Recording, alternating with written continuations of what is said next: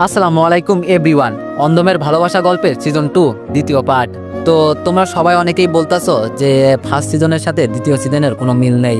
তো তার জন্য আমি অনেক অনেক দুঃখিত। আসলে এই সিজনটা ভিন্নভাবে লেখা হয়েছে। এখন যদি তোমাদের এই গল্পটা পছন্দ না হয় তাহলে তোমরা সবাই কমেন্টে বলো। যদি তোমাদের কমেন্টে বেশিরভাগ না আসে তাহলে আমি গল্পটি আর কন্টিনিউ করব না। আর যদি ভালো লেগে থাকে তাহলেও তোমরা একটু জানাইও। আসলে একটা গল্প বানাইতে যতটা কষ্ট হয় তোমরা যদি বুঝতাম তাহলে মেবি এরকম কমেন্ট আসলে কখনো করতাই না। আসলে সব গল্পই সুন্দর যদি সেটা ভালো করে তোমরা বোঝো বা শোনো। তো যাই হোক, বেশি কথা না কইয়া গল্প শুরু করা যাক। রিয়ার অভিযোগ, আমি তার খাওয়া পড়ার দিকে নজর রাখি না, অথচ সে নিজেও জানে না তাকে নিয়ে আমারও ঘুরতে যেতে ইচ্ছা করে। কিন্তু মাস শেষে যখন টাকার হিসাব কষতে বসি তখন ঘুরতে যাওয়ার ইচ্ছাটাই মরে যায়। মনে হয় কোনো রকমে খেয়ে পড়ে বাঁচতে পারলেই বাঁচি। সে কোনো একদিন বুঝবে, টাকা থাকলে আমি তাকে পুরো শহরটাই কিনে দিতাম। ফুপু চলে যাবেন, বিদায় নিতে আসলেন আমার কাছে। হাতে 1000 টাকার নোট দিয়ে বললাম কিছু কিনে নিও। ফুপু খুশি হয়ে কপালে চুমে এঁকে দিলেন। রিয়া দেখলাম মনমরা হয়ে রান্না করছে, ডেকে বললাম রেডি হও। সে কোনো উত্তর দিল না। তোমাকে সুরে বললাম রেডি হতে বলছি তো। জিজ্ঞেস করলো কেন? বললাম যাবো এক জায়গায়, কলিগের থেকে 20,000 টাকা মতো ধার নিলাম। রিয়াকে সাথে নিয়ে বেরিয়ে পড়লাম। তার পছন্দের ড্রেস কিনে দিলাম। সারাদিন ঘুরলাম ফিরলাম, রাস্তার পাশ থেকে ঝালমুড়ি চটপটি আইসক্রিম খেলাম। দেখলাম রিয়া খুব খুশি, মুখে যেন মুক্তা ধরছে। মৃদু আসলাম আমি। আমরা অনেকেই ভাবি মেয়েদের মন পা কঠিন, এদের কোনো কিছু দিয়েই খুশি রাখা যায় না। এই ভুল ধারণা ভেঙে দিল রিয়া। মেয়েটা কত অল্পতেই খুশি হয়ে গেল। আসলে মেয়েদের খুশি করতে বেশি কিছু লাগে না। দামি গাড়িতে নয়, হাতে হাত রেখে একটুখানি পথ চলা, বড় বড় রেস্টুরেন্টে না যেতে পারলেও রাস্তার পাশে ফুচকা আইসক্রিম খেয়ে এরা খুশি থাকতে জানে। আজ আমারও খুব ভালো লাগছে রিয়াকে কিছু কিনে দিতে পেরে। রিয়া খুব খুশি, কিন্তু এই খুশি বেশিক্ষণ স্থায়ী হলো না। বাড়ি যেতেই পারমিতা রিয়ার হাত থেকে ব্যাগ নিয়ে খুলে দেখতে লাগলো। উৎসুক দৃষ্টিতে আমার দিকে তাকিয়ে বলল, ভাইয়া এই ড্রেসটা আমার জন্য এনেছেন? মেয়েটা খুব চালাক, সে খুব ভালো করেই জানে যে এটা রিয়ার। ক্ষীণ কণ্ঠে বললাম, না এটা রিয়ার। মুহূর্তেই মায়ের মুখ কালো মেঘে ঢেকে গেল। পারমিতা ছলছল নয়নে আমার দিকে তাকালো। তার ভাব দেখে মনে হচ্ছে স্বামী সতীনকে কিছু কিনে দিয়েছে আর তার গায়ে ফুসকা পড়েছে।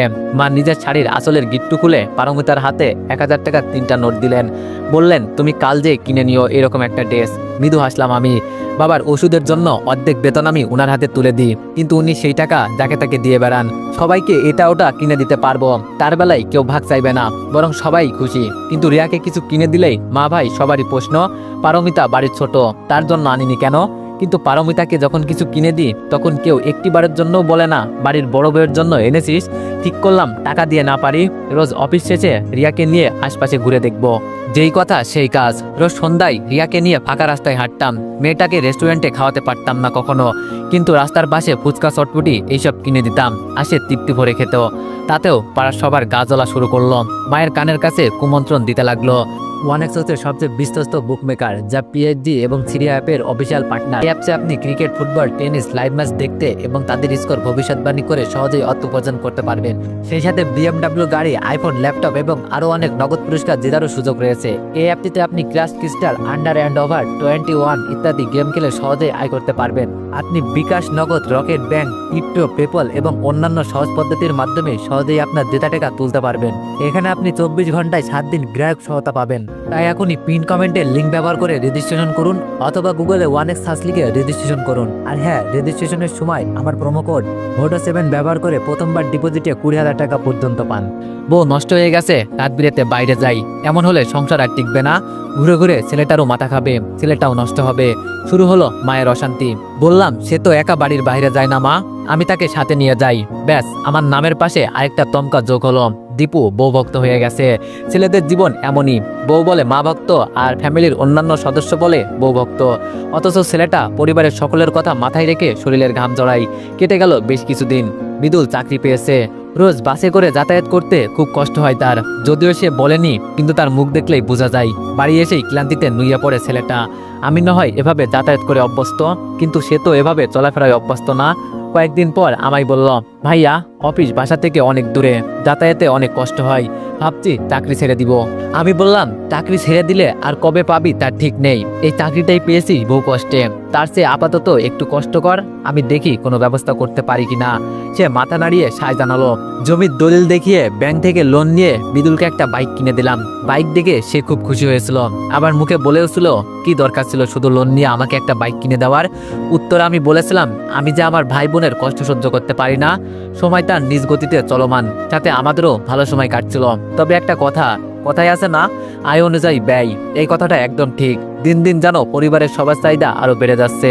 শুধু বেড়ে যাচ্ছে না, এটাকে বলে অতিরিক্ত চাওয়া।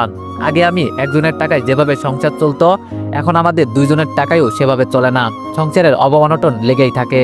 এই পর্যন্ত বাইকে একটা কিস্তি দিয়েছি মাত্র, এখনো সব টাকাই বাকি আছে। এর মধ্যে স্ত্রী কনসিভ করলাম, এখন আর চাইলেও তাকে নিয়ে বাইরে বের হতে পারি না। মা আহ্লাদে আটখানা। বাড়ির লোকজন আসলো, রিয়াকে দেখে গেল। রিয়াও বেশ খুশি, সবার খুশিতে আমিও খুশি। বছর দিন গেল।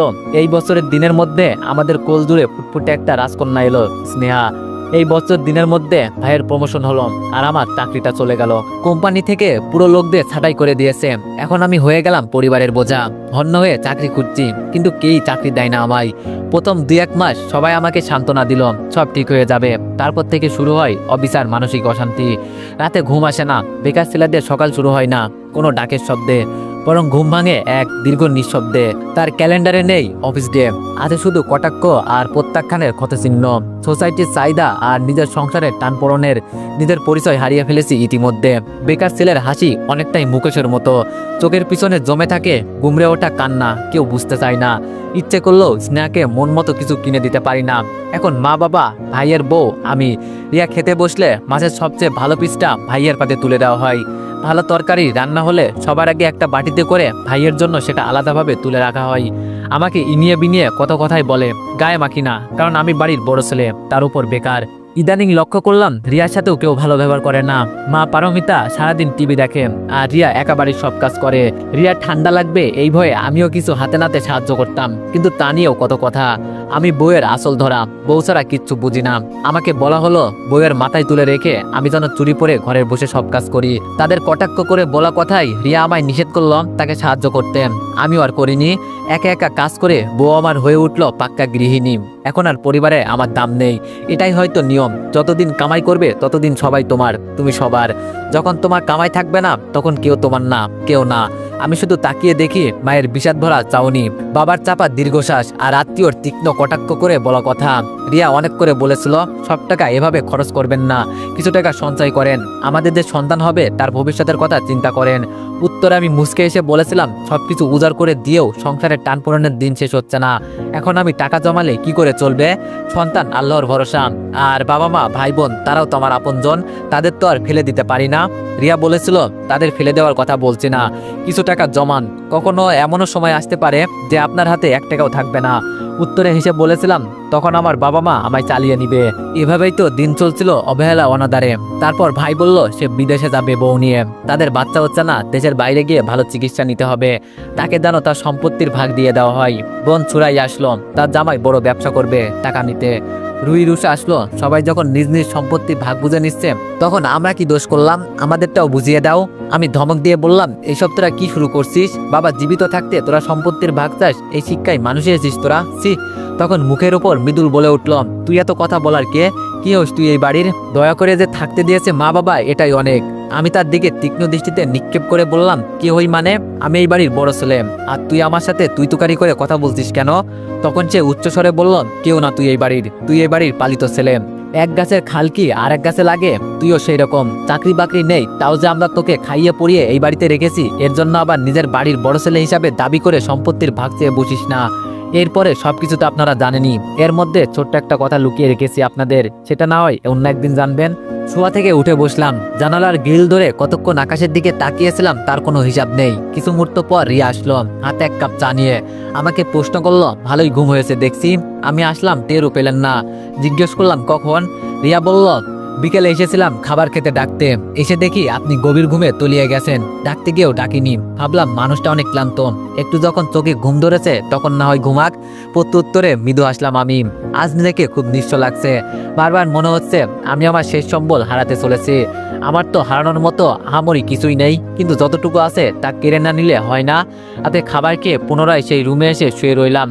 মেয়ে স্নেহাকে এখনো আসার পর থেকে দেখা হয়নি, নিজেও যায়নি তার কাছে। এই পোড়ামুখ নাই বা দেখালাম তাকে? দেই বাবা, তার জন্য কিছুই করতে পারিনি, মাথা গোজার ঠাইটুকু করতে পারিনি। রিয়া এসে আমার কাঁধে হাত রাখলো, মিনমিন গলায় বলল, মা কতদিন পর স্নেহার কাছে পেয়েছে, কোল থেকে সরাতেই চাইছে না, তাই আজ রাতটা না হয় মায়ের পাশেই ঘুমাক। আমি মুচকে এসে বললাম, আচ্ছা। স্নেহা তো অজুহাত মাত্র। আমি জানি সবাই মিলে রিয়াকে আমার কাছ থেকে দূরে সরানোর চেষ্টা করছে, তাও কিছু বললাম না কারণ আমি অক্ষম। চোখে ঘুম ধরছে না, ছটফটানিতে কাটছে প্রতিটা মুহূর্ত। কষ্টের মুহূর্তে রাতের আধার যেন গভীর হয়, পাখির কিচিরমিচির ডাক ভেসে আছে কানে। আজও সূর্য উঠেছে, কিন্তু আমার দিন শুরু হয়নি। হয়তো আজও না, কিন্তু কোনো একদিন ঠিক রোদ্দুর নামবে। আমার দিকেও এই আশা নিয়ে প্রতিনিয়ত বাঁচি। সকালে ঘুম থেকে উঠে দীপু ভাবতে লাগলো, এত বড় পৃথিবী, আমার জন্য কি সত্যি এক চিতলে ঠাঁই নেই? এত মানুষের ভিড়ে কি কেউ আমাকে নিঃস্বার্থ ভালোবাসতে পারতো না? আমি কি এতটাই তুচ্ছ? একটু সম্মানের, একটু আদরেরও কি যোগ্য নেই? বুকের ভিতর জমে থাকা শত শত প্রশ্নের কোনো উত্তর মেলে না। চাইলেই তো ফিরে গিয়ে জোর করে নিজের প্রাপ্য আদায় করে নিতে পারতো সে, কিন্তু না, সে কখনোই তা করবে না। যাদের হৃদয়ে তার জন্য এক চিতলে জায়গাও নেই, তাদের বাড়িতে জায়গা করে নিয়ে কি বা হবে? ভেতরটা শুধু হাহাকার করে অনুতাপে ছড়িয়ে আছে। এমন সময় কানে এলো স্নেহার কান্নার শব্দ। হঠাৎ মনে হলো মেয়েটা কতক্ষণ দেখা হয়নি। এলোমেলো পায়ে এগিয়ে গিয়ে স্নেহার পাশে দাঁড়ালো দীপু। শূন্য বিছানায় একা পড়ে থাকা ছোট্ট স্নেহা কান্নায় ভেঙে পড়েছে। চারপাশ কেউ নেই, হয়তো সবাই রান্নাবান্নায় ব্যস্ত। দীপু আদর করে মেয়েকে কোলে তুলতেই কান্না থেমে গেল। গাল কপাল ঠোঁটে শত চুমু ছড়িয়ে দিল সে। গরিবের রাজকন্যা, ডান নেই কোনো প্রসাদ, নেই কোনো ঐশ্বর্য, আছে কেবল একরাশ ভালোবাসা। নিজের মনে বলল, জীবনে সবকিছুর অভাব থাকলেও ভালোবাসার অভাব তোকে কোনোদিন ছুতে পারবে না। প্রসাদ না হোক, তোর জন্য আমার ভালোবাসার রাজ চিরকাল অটুট থাকবে। স্নেহাকে বুকে আঁকড়ে ধরে বারান্দায় দাঁড়ালো দীপু। সূর্য তার আলো ছড়িয়েছে ধীরে ধীরে, কিন্তু সেই আলোর উষ্ণতা আজ আর মন গলে না। ভাবিদের মুখে নেই আগের সেই হাসি, নেই অন্তরের মমতা, সব যেন কেমন শুকনো বিবর্ণ। তবুও দীপু মনে মনে বলে, আশ্রয় পেয়েছি এটাই বা কম কিসে? কিন্তু মেঘ জমে উঠতে দেরি হলো না। 2 দিনের মাথায় ঘরের বাতাস ভারী হয়ে এলো, চাপা অসন্তোষে। একদিন সকালে নরম আলোয় বড় ভাবির কঠিন কণ্ঠ আকাশ ফাটালো, শুধু রিয়াকে আনলে না হয় চলতো, কিন্তু তার সঙ্গে 2 জন বোঝা টেনে এনেছে। আমার স্বামী তো কোনো ধনী নবাব নয় যে যখন খুশি কাউকে তাড়াবে আর সে তাকে এনে রাখবে। মা, আপনার বড় ছেলে যায় তাতে নিজের সংসার চালাতেই হিমশিম খায়, তার উপর আবার অতিরিক্ত বোঝা বইছে। মেধভাবী ওত পেতে থাকা বিষ মেশানো কথাই ছাই দিলেন। মা, আপনার ছোট ছেলে ফোন করে জানিয়েছে এখন তার কোনো কাজ নেই। আপনি জানেনই তো কাতারে কাজ পাওয়া কতটা দুষ্কর। তার উপর সে তো সব কাজে হাত লাগায় না, দোকান ছাড়া কিছুই বোঝে না। সে আগেই বলে দিয়েছে এই মাসে কোনো টাকা পাঠাতে পারবে না। সবশেষে শাশুড়ি, যিনি একসময় মমতার ছায়া ছিলেন, আজ বিরক্তর উচ্চারণ করে বললেন, মরার উপর খাড়ার ঘা। তোকে তো বলেছিলাম রিয়া, দীপুকে ছেড়ে দে। দেখ মা, তুই একা হলে তোর 2 ভাই তোকে কখনোই ফেলে দিবে না। স্নেহা আমাদের আদরের, ভালোবাসায় বড় হবে। তুই তো আবার একমাত্র মেয়ে, তোকে ফেলে দেওয়ার শক্তি কি আমার আছে? এখন একবার অন্তত নিজের কথা ভাব। দীপুকে দিয়ে কিছুই হবে না, কিছু হওয়ার হলে গত 6 মাসেই হয়ে যেত। এখন একবার নিজের কথা ভাব আর বলতো, কতদিনই বা তাকে এভাবে আমাদের বাড়িতে ঠাঁই দেওয়া যায়? লোকজনের মুখ তো বন্ধ করা যাবে না মা, আমাদেরও তো একটা মান সম্মান আছে। রিয়া বলল, মা, তোমরা আমাকে স্নেহাকে রাখতে পারো, অথচ দীপুকে তোমাদের চোখে এক অবঞ্চিত বোঝা হয়ে গেল কেন? কেন মা, মানুষ কি এত সহজেই ফেলে দেওয়ার বস্তু?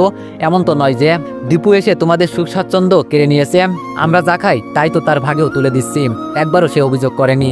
তবু কেন এত অবহেলা, এত বিরক্তি তার প্রতি? ভেবেছো কখনো একদিনেই দীপুই ছিল তোমাদের চোখের মণি, তার ভালো সময়ে সবাই পাশে ছিল, আর আজ তার যখন দুঃসময়ে তোমরা মুখ ফিরিয়ে নিলেন, আজ তার থেকে তোমাদের কাছে মান সম্মানটাই বড় হয়ে গেল। বড় ভাবি বললাম, রিয়া বুঝতে চেষ্টা করো, আমরা তোমার মঙ্গলের কথাই ভাবি। বড় ভাবি নরমভাবে কঠিন কণ্ঠে উচ্চারিত কথাগুলো রিয়ার বুকের ভিতর ঝড় উঠল। সে চিৎকার করে উঠে বলল, কোন মঙ্গল, কোন মঙ্গল চাও তোমরা? আমার মঙ্গল চাইলে আমার সংসার ভাঙার কথা বলতে না, আমার দুঃসময়ে পাশে দাঁড়াতে চেষ্টা করতে। তা না করে আজ নিজেদের মান সম্মান দোয়াই দিচ্ছ। আমাদের জন্য তোমাদের সংসারে নাকি অভাব এসে গেছে। তোমরা আজ দীপুকে সহ্য করতে পারছো না, অথচ একসময় এই দীপুর প্রতিটা কথাই তোমরা সিদ্ধান্ত নিতে। নিজের প্রয়োজনে মানুষকে যেভাবে ব্যবহার করে, তার নাম যদি মঙ্গল হয়, তবে এমন মঙ্গল আমার প্রয়োজন নেই। আসলে ভাবি দুঃসময় মানুষকে চিনিয়ে দেয়। জানালার পাশে দাঁড়িয়ে থাকা দীপু নীরবে সব শুনছিল। শব্দহীন সন্ধ্যায় তার বুকের ভেতর যেন কেমন একটা শূন্যতা জমাট বাঁধছিল। কত অল্প সময়ের ব্যবধানে কত আপন মুখের এমন নির্মম পরিবর্তন। কি করা উচিত, কিভাবে বাঁচা উচিত, সেই বোধটুকু যেন হারিয়ে ফেলেছে সে। জীবন থেকে তার চাওয়ার ছিল বড় সামান্য এক মুঠো সুখ, এক টুকরো শান্তি, কিন্তু বিধির অমোঘ বিধানে সেইটুকু যেন মরীচিকার মতো দূরে সরে যাচ্ছিল। দীপু জানতো পৃথিবীতে টিকে থাকতে হলে হৃদয়কে পাথর করে তুলতে হয়, কিন্তু তার হৃদয় ছিল জলপত্রের মতো কোমল, ছেঁড়া পালকের মতো অস্থির। চোখের কোণে জমে থাকা অপমান আর অসহায়তার জলরাশি সে লুকাতে চেষ্টা করল, কিন্তু ভিতরে ভিতরে সমস্ত ভরসা, সমস্ত বিশ্বাস ভেঙে চুরমার হয়ে যাচ্ছিল। রাতে রিয়া খেতে ডাকলো, দীপু যায়নি। এত অপমানের পরেও কি গলা দিয়ে খাবার নামে? অবশেষে রুমে খাবার নিয়ে আসলো রিয়া। দীপু জানালো তার খিদে নেই। রিয়া বলল আমি খাইয়ে দিচ্ছি, নাও হা করো। মুহূর্তেই জানো বুকের ভিতরে জমে থাকা সকল কষ্ট বুক পেটে বেরিয়ে আসতে চাইলো। ইচ্ছে করলো রিয়াকে জড়িয়ে ধরে কতক্ষণ কাঁদি, চিৎকার করে কাঁদি, আমি ব্যর্থ, আমি না তো ভালো বাবা, না তো ভালো স্বামী, আমাকে করা অপমান তোমাকে সহ্য করতে হচ্ছে। আমি লক্ষ্য করে দেখেছি রিয়া আর আগের মতো বাড়ির আদরের মেয়ে না, তার স্থান পরিবর্তন হয়েছে। আমার জন্য তাকেও কম কটু কথা শুনতে হয়নি। ক্ষীণকণ্ঠে বললাম মা যা বলেছে সেটা মেনে নাও। রিয়া বুঝেও না বোঝার ভান করে জিজ্ঞেস করলো মা কি বলেছে। আমি মৃদু হেসে উত্তর দিলাম আমাকে ছেড়ে অন্য কাউকে বিয়ে করে নাও, সুখী হবে তুমি। রিয়া বলল আমি ভালো আছি। আমি বললাম আচ্ছা যাও আমি একটু ঘুমাই। রিয়া বলল এত তাড়াতাড়ি। আমি বললাম রাত যত গভীর হচ্ছে অন্ধকারে পৃথিবী যেন আরো ভারী হয়ে উঠেছে। সবাই যখন আপন ঘরে আলো নিভিয়ে ঘুমের দেশে পাড়ি জমিয়েছে, দীপু তখনও জানালার গ্রিল ধরে দাঁড়িয়েছিল। চোখের পাতায় ভেসে বেড়াচ্ছে রিয়ার কান্না, বড় ভাবির কঠিন কথা, আর মায়ের নিলিপ্ত মুখ। হঠাৎই যেন ভিতর থেকে একটা সিদ্ধান্ত জন্ম নিল, আর নয়, কারো করুণা নয়, কারো দয়ার পাত্র নয়, এই অসম্মানের ভিক্ষা নিয়ে বাঁচার থেকে একাকী মরুপ্রান্তে জীবনও ঢের ভালো। দীপু ধীরে ধীরে ঘর থেকে বেরিয়ে এলো। কেউ তাকে ডাকলো না, কেউ তাকে থামালো না। কি অদ্ভুত, যার জন্য একদিন এই বাড়ির সব দরজা সব মন খুলে গিয়েছিল, আজ তার জন্য একটা মায়ার শব্দ উচ্চারিত হলো না। রাস্তায় দাঁড়িয়ে দীপু আকাশের দিকে তাকালো। তারা ভরা রাতের আকাশ যেন নিঃশব্দে বলছিল এই পৃথিবীতে আসলে কেউ কারো নয়। তবু বুকের কোথাও একটা ক্ষীণ আশা আলো এখনো জ্বলছিল, হয়তো নিজেকে গড়ার, হয়তো নতুন করে বাঁচার। দীপু মনে মনে বলল হারিনি আমি, শুধু পথ বদলেছি। যারা ভালোবেসে কাছে ছিল তাদের না থাকার শূন্যতাই আমাকে পূর্ণ করে তুলবে। হাঁটতে হাঁটতে দীপু শহরের শেষ প্রান্তে পৌঁছালো। চোখের সামনে ভেসে উঠেছিল স্নেহার নিষ্পাপ মুখ। স্নেহা ছোট্ট মেয়েটির জন্য যেন বুকের ভেতরটা মোচড় দিয়ে উঠল। না, তাকে ফেলে যাওয়া যাবে না। সে জানে স্নেহার জন্যই তাকে আবার উঠে দাঁড়াতে হবে, নিজেকে শক্ত করতে হবে, এমন শক্ত যে আর কোনো অপমান তার শরীরে আঁচড় কাটতে না পারে। তখনই হঠাৎ মোড়ের মাথায় একটা চায়ের দোকানে বসে থাকা এক বৃদ্ধ লোক তাকে ডাকলো, এই ছেলে এত রাতে এখানে কি করছো? দীপু থমকে দাঁড়ালো, বৃদ্ধর চোখে অদ্ভুত মমতা। দীপু কিছুক্ষণ চুপ করে বৃদ্ধের মুখের দিকে তাকিয়ে রইল। বৃদ্ধের চোখে মায়ার রেখা, ঠোঁটে সামান্য হাসি। অনাহুত হলেও তার ডাকটুকু যেন অনেকদিন পরে পাওয়া কোনো পুরনো বন্দির মতো লাগছিল। বৃদ্ধ বলল এসো বসো। দীপু নীরবে চায়ের দোকানে ছোট্ট বেঞ্চিতে গিয়ে বসলো। বৃদ্ধ এক কাপ চা দীপুকে এগিয়ে দিয়ে দিলেন। দীপু উত্তর দিল টাকা নেই আমার কাছে। বৃদ্ধ জানালেন টাকা লাগবে না, তুমি খাও। গরম চায়ের কাপে ঠোঁট ছোঁয়ানোর আগেই যেন বুকের ভিতর জমে থাকা বরফ বলতে শুরু করলো। প্রথমবারের মতো মনে হলো দুঃখকে শুয়ে থাকা জীবনও বেঁচে থাকার নতুন কারণ হয়ে উঠতে পারে। বৃদ্ধ জিজ্ঞেস করলো কি হয়েছে ছেলে, মন খারাপ? দীপু মাথা নিচু করে ফিসফিস করে বলল সব হারিয়ে ফেলেছি, এখন মনে হচ্ছে কিছুই আর অবশিষ্ট নেই। বৃদ্ধ হাসলেন, দীর্ঘ জীবনের অভিজ্ঞতায় গড়া এক অস্বস্তির হাসি। হারানো মানেই তো সবকিছু শেষ না ছেলে, অনেক সময় হারিয়ে ফেলাই আসল জয়ের শুরু। শুনেছি আগুনে পুড়িয়ে খাঁটি সোনা বের হয়, তুমিও সেই আগুনের ভেতর দিয়ে যাচ্ছ এখন। কথাগুলো জানো দীপুর হৃদয়ে ধীরে ধীরে সুরের মতো বেজে উঠল। চোখের কোণে জমে থাকা কষ্টের জল ঝরে পড়তে লাগলো। বৃদ্ধ দীপুকে একটা কাগজের টুকরো দিলেন, সেখানে একটা ছোট্ট গ্যারেজের ঠিকানা লেখা। ওখানে একটা কাজের সুযোগ আছে, তুমি চাও তো কাল সকালেই গিয়ে কথা বলো। নিজেকে ব্যস্ত রাখো ছেলে, ব্যথা ভুলে যাওয়ার একমাত্র উপায় হচ্ছে নিজের জন্য নতুন একটা পথ তৈরি করা। দীপু বিস্ময়ে তাকিয়ে রইল। এই অচেনা শহরে, এই নির্জন রাতে অচেনা এক মানুষ তার জন্য আশার আলো হয়ে এলো। হয়তো জীবন এখনই নতুন করে ডাক দিচ্ছে তাকে। দীপু জানতো নতুন দিনের শুরুটা বড় কঠিন, তবে এবার সে ভয় পায়নি। হয়তো এবার সত্যিকারে একটা জীবন তার অপেক্ষায় আছে, যেখানে নিজের সম্মান, নিজের যুদ্ধ সবটাই তার নিজের হাতে করা হবে। একবার পিছন ফিরে তাকালো দীপু। রিয়ার কান্না, বড় ভাবির অবহেলা, মায়ের নির্লিপ্ততা সব যেন বাতাসে মিলিয়ে যাচ্ছিল। তারপর দৃঢ় পায়ে সামনে হাঁটতে লাগলো। আসলে এভরিওয়ান, গল্পটি বড় করতে চেয়েছিলাম, কিন্তু তোমাদের কমেন্ট দেখে গল্পটি বড় করার আর আগ্রহ তেমন থাকছে না। তো যাই হোক, তোমরা যদি গল্পটি কন্টিনিউ করাতে চাও তোমরা কমেন্টে আবারও জানাইও। তো তোমাদের কমেন্টের ভিত্তিতেই আমি গল্পটি কন্টিনিউ করব। ধন্যবাদ।